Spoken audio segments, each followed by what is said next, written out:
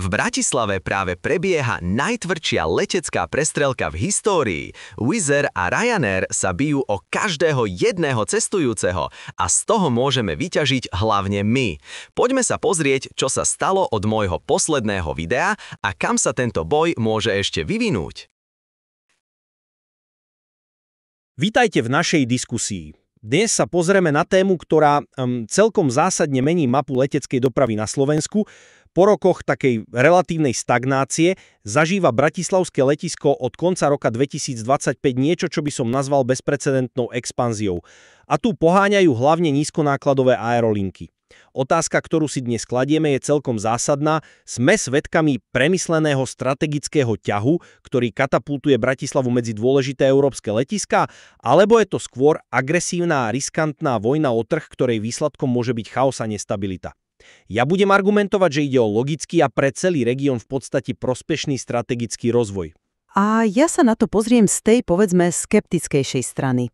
Podľa mňa táto masívna a hlavne náhla expanzia nesie všetky znaky potenciálne neudržateľného boja o trhový podiel a jeho dôsledky môžu byť pre cestujúcich aj pre letisko v konečnom dôsledku, negatívne. Ja to vnímam ako absolútne prelomový moment. Wizz Air, jeden z kľúčových hráčov v Európe, tu otvára svoju základňu a spúšťa desiatky nových línií. A teraz nehovoríme o nejakom postupnom raste. Od decembra 2025 pribudli destinácie, o ktorých sme mohli doteraz len snívať. Alicante, Atény, Barcelona, Rím. A v roku 2026 to pokračuje ďalšou vlnou. Berlín, Dortmund, Tirana, Varšava, Kišiňov, dokonca Jerevan.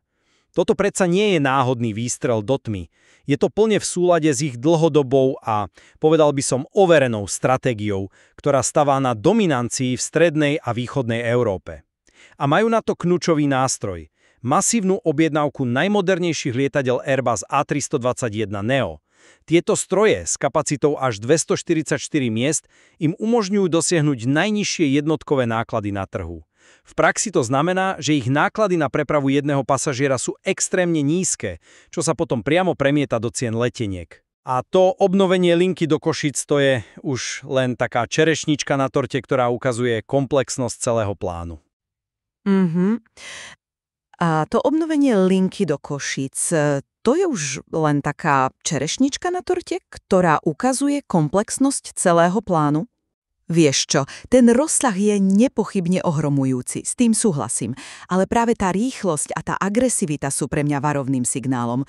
Toto nie je len nový Wizz Air. Nesmieme zabúdať na okamžitú reakciu Ryanairu, ktorý na jar 2026 pridáva nové linky do Pisy, Tirany a Varšavy Modlinu.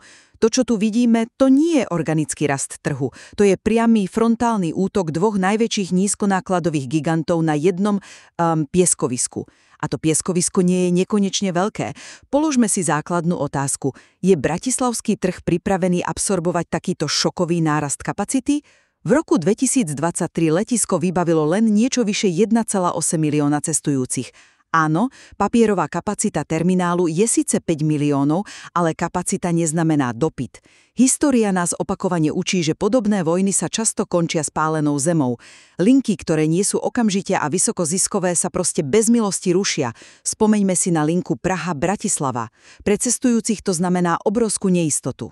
Chápem tú obavu z rizika, ale myslím si, že tento krok je logickejší, než sa na prvý pohľad môže zdať. Tu nejde len o Bratislavu ako takú. Je to strategická hra o celú spádovú oblasť vrátane Viedne. Wizz Air vo Viedni narazil na tvrdú konkurenciu nielen zo strany Ryanaira, ale aj domáceho Austrianu a samozrejme na vysoké prevádzkové náklady. Toto nie je ústup, ale skôr preskupenie síl na výhodnejšiu pozíciu. Bratislava je len 60 km od Viedne, má nižšie letiskové poplatky a obrovský doteraz nevyužitý potenciál prilákať cestujúcich, ktorí sú citliví na cenu. Wizz Air jednoducho využíva svoju najväčšiu zbraň, flotilu lietadiel A321neo. Tie sú nielen väčšie, ale vďaka novej generácii motorov aj o 15 až 20% úspornejšie na sedadlo ako staršie typy Boeingu 737, ktoré tvoria základ flotily Ryanaira. V odvetví, kde palivo tvorí najväčšiu časť nákladov, je toto strategická výhoda, nie nejaký malý detail. Nazývať to len využitím potenciálu je podľa mňa eufemizmus. Je to otvorená vojna. Je to priama konfrontácia s Ryanairom na jeho dlhoročnej základni. A zároveň, povedzme si to na rovinu, odveta za neúspech vo Viedni.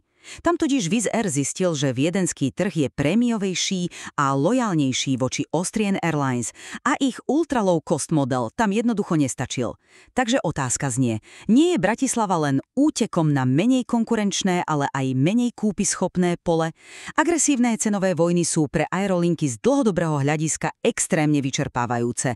Riziko spočíva v tom, že ak sa nenaplnia tie prehnané očakávania o dopyte, jeden z hráčov sa stiahne a urobí to rovnako rýchlo, ako prišiel, čo zanechá letisko s prázdnymi rukami a cestujúcich s bezcennými letenkami. Toto nie je stratégia, to je hazard. Ale práve tá technologická výhoda, ktorú som spomínal, ten hazard výrazne znižuje.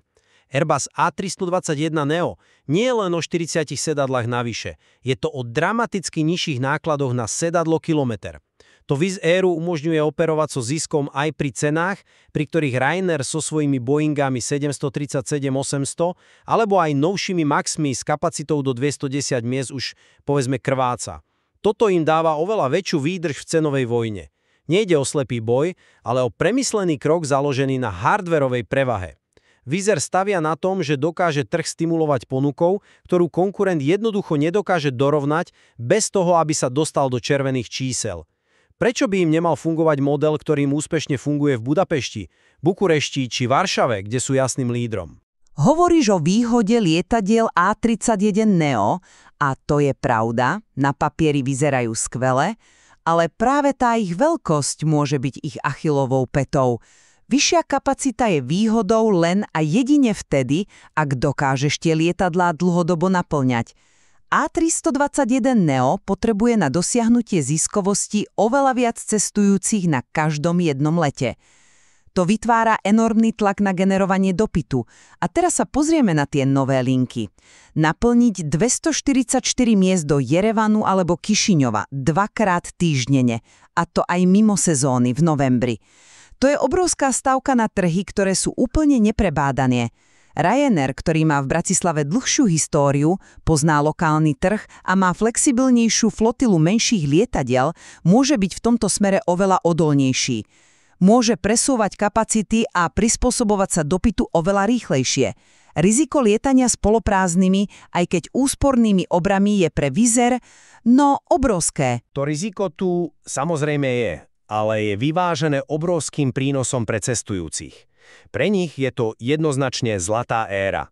Takáto ponuka destinácií za takéto ceny tu ešte nikdy nebola. Bratislava sa konečne môže vymaniť z pozície sekundárneho letiska pre Viedeň a stať sa plnohodnotným nízkonákladovým úzlom. To prináša nielen lacné letenky na dovolenku, ale vytvára to aj úplne nové možnosti pre podnikanie a turizmus.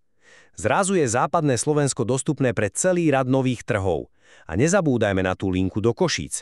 Po rokoch volania po lepšom spojení východu so západom je tu konečne reálna a celovo dostupná alternatíva k vlaku či autu. To je služba s obrovským celospoločenským dopadom, ktorá podporí mobilitu a ekonomiku v rámci celej krajiny. Toto je presne ten typ rozvoja, ktorý cestujúci potrebujú. Ja sa na to pozerám z inej strany. Nízke uvádzace ceny môžu byť len dočasnou návnadou na prilákanie zákazníkov. Skutočný biznis model týchto spoločností je postavený na vysokých príjmoch z doplnkových služieb, batožina, výber sedadla, palubný predaj. Keď sa trh ustáli, ceny leteniek pôjdu hore. Dôležitejšia je ale otázka stability a dôvery. Cestujúci si naplánuje dovolenku na linke, ktorá o pár mesiacov už nemusí existovať. Tento cyklus búmu a pádu narúša dôveru v leteckú dopravu z Bratislavy. Dobre, súhlasím s technologickou výhodou. Ale poviem ti priamu otázku. Aký je tvoj odhad, koľko z týchto desiatok nových líniek prežije prvých 18 mesiacov? História podobných expanzií v Európe ukazuje, že úmrtnosť nových líniek je často aj viac ako 50%. Čo sa stane, ak prehrá Wizz Air a o 2 roky zruší polovicu líniek a odíde s lietadlami inam? V ponuke letiska vznikne obrovská diera a dôvera sa bude budovať odznova. To je férová otázka.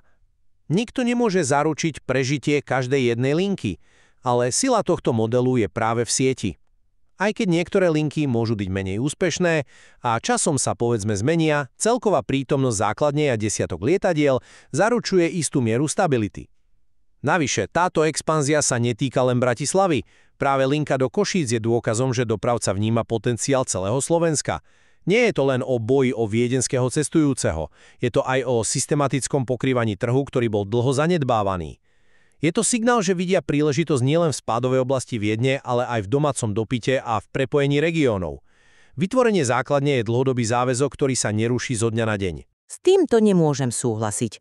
Jedna linka do Košíc je síce pozitívny, ale skôr symbolický a marketingový krok. Pozrime sa na detaily. Aký bude letový poriadok? Ak bude lietať len raz denne v nejakom neatraktívnom čase, reálne nebude slúžiť biznis cestujúcim a jej prínos bude obmedzený. Hlavný, takmer existenčný boj sa odohráva v Bratislave. Ostatné letiská na Slovensku, ako napríklad Poprad s jeho obrovským turistickým potenciálom, z tohto súboja gigantov zatiaľ vôbec neprofitujú. Naopak, ich rozvoj ostáva v tieni masívnej koncentrácie v hlavnom meste. Tento boj môže ešte viac prehlbiť regionálne rozdiely v dostupnosti leteckej dopravy. To nie je stratégia pre Slovensko, to je stratégia pre Bratislavu a jej okolie. Jej pozitívne efekty sa nemôžu rovnomerne rozliať po celej krajine. Práve naopak, môže to vysať potenciál z menších regionálnych letísk. Dobre, zhrniem teda svoj pohľad. Táto masívna expanzia v Bratislave je podľa mňa prejavom dôvery v trh zo strany jednej z najrýchlejšie rastúcich európskych aerolíniek. Je to logický krok, ktorý je podložený jasnou stratégiou dominancie v regióne a modernou nákladovo efektívnou flotilou. Tento krok prinesie slovenským cestujúcim bezprecedentné možnosti spojení a výhodné ceny. Letisko má vďaka tomu historickú šancu posunúť sa z pozície malého regionálneho hráča na významný bod na mape európskeho letectva, čo prinesie dlhodobé benefity pre celý región. No a z môjho pohľadu, aj keď sú nové linky a nižšie ceny na prvý pohľad vítané, tá rýchlosť a rozsah tejto expanzie vyvolávajú vážne otázky o jej dlhodobej udržateľnosti. Pripomína to skôr taktickú vojnu o trhový podiel medzi dvoma gigantmi, než nejaký organický a zdravý rast trhu. Stabilita týchto nových spojení nie je zaručená.